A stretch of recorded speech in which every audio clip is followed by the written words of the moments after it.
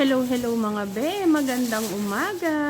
Ang lakas ng hangin at medyo makulimlim. Menu for today, meron ako ditong inihaw na talong.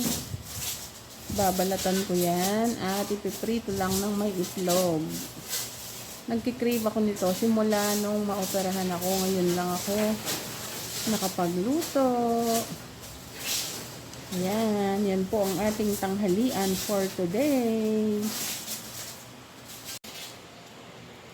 Ayan, so naghugas po ako ng kamay. Babalatan natin yan.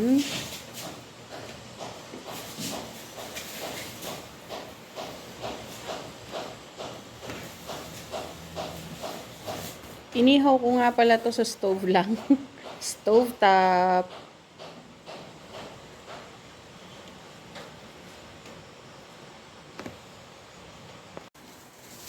Ayan, so nabalatan na natin ang ating mga talong.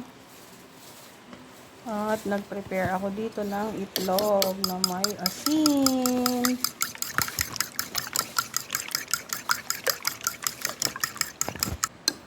Tapos i-flatten ang mga talong. So na-check ko na po yan kung may mga alaga sa loob.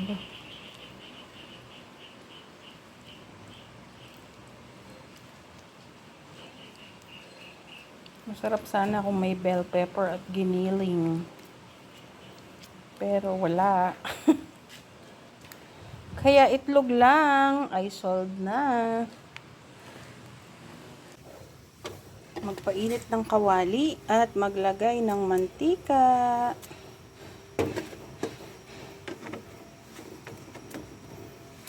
Painitin lang. At konting mantika lang.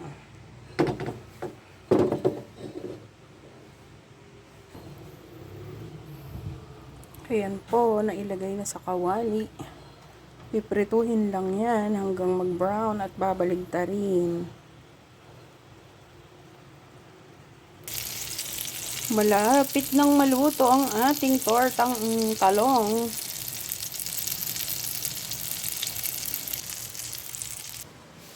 Luto na po ang ating tortang talong.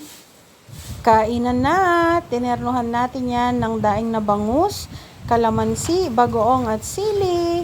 Keep safe, keep healthy, and be happy. God bless all. Magandang araw.